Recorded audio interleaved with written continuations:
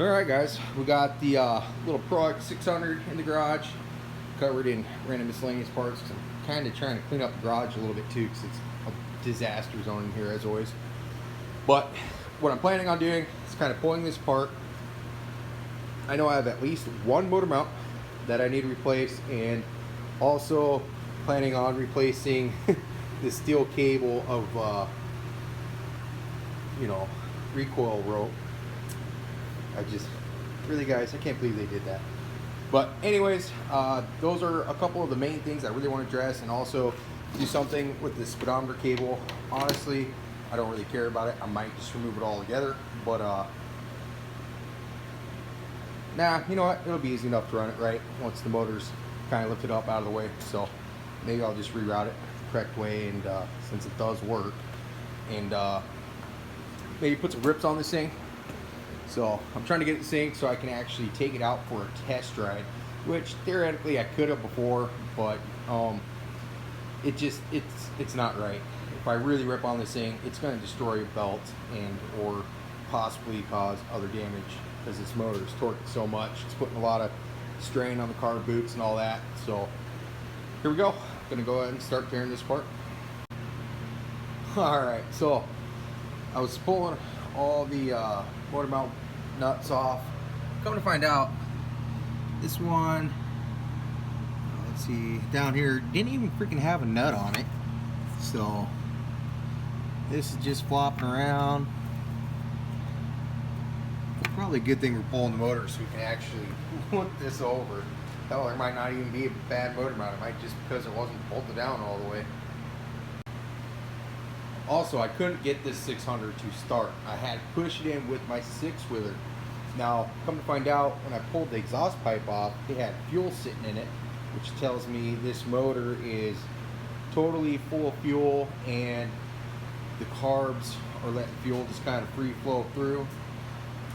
I'm not the most familiar with rack carbs. I know there's something to do with a little O-ring that'll let fuel pass through or something like that, but I need to look into it a little more. I know the old PWK, just be needle and seat, swap them in, out, whatever, not a big deal. This, I'm sure it's probably the same thing, and that's also the same thing that happened to the new IQR 800 I picked up. It was filling the motor with fuel, just sitting there. Now, temporary fix, obviously, just turn the fuel off while it's parked. I did not have the fuel turned off. It filled the motor to the point that some fuel, I mean, granted, it might be because I pulled it over, was pushed into the exhaust pipe. And not like a little bit, it was probably pretty close to a quart of fuel in the pipe. So I didn't hydraulic it or not, it still turns over, whatever. So I know I didn't cause any damage that way.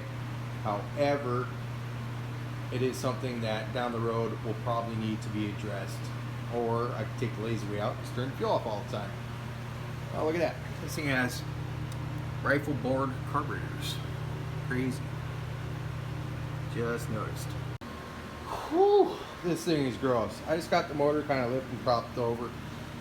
Primarily because I don't want to hook everything, and I don't want to drain all the coolant out. So I just put like 20 something bucks in brand new coolant in this thing. But it gave me access. I can go ahead, kind of clean everything up, and kind of looking stuff over. You can definitely tell she bad. So I'll get that pulled out, check all the other ones to make sure that they're good and tight. Oh, that one's loose. I don't think it's ripped though. And yeah, I think that's the only bad one right there. So I'll go ahead and get it pulled out and clean up this gross mess. Alrighty, this looks like a scene out of a horror film. Cleaned up the bulkhead, just the hair.